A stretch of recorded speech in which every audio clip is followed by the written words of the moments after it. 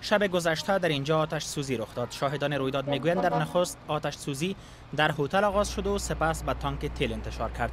پلیس کابل گفته است برای معلوم کردن علت این آتش سوزی بررسی ها آغاز شده است.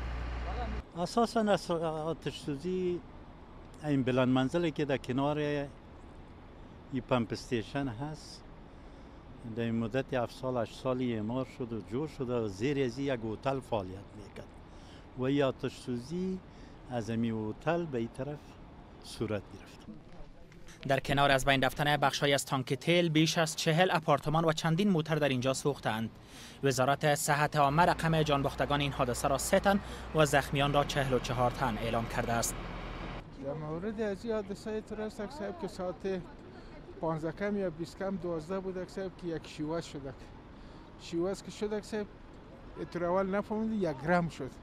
گرم شد ما دویدیم اون طرف دیدیم که در اون طرف چیزی گپ نباشه که با تعقیبش دیگه صدا شد. دیگه صدا شد که دیدیم یک دفعه آتش بالا شد صاحب.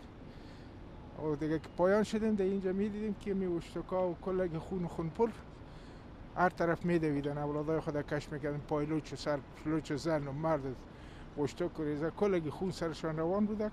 بسیار متاثر شدم وقتی که به بلدنگ دیدم و سوختگی را دیدم. بسیار زیاد سرم بد تاثیر کرده تا بالکل اعصاب خود از دست دادیم.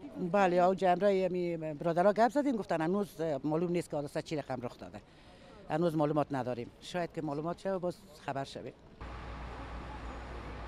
اولین حادثه آتش سوزی در کابل نیست. پیش از این در ماه اقرب نیز به اثر آتش سوزی در ساحه جاده نادرپشتون کابل میلیون ها دلار به دکانداران این منطقه خسارت وارد شده بود.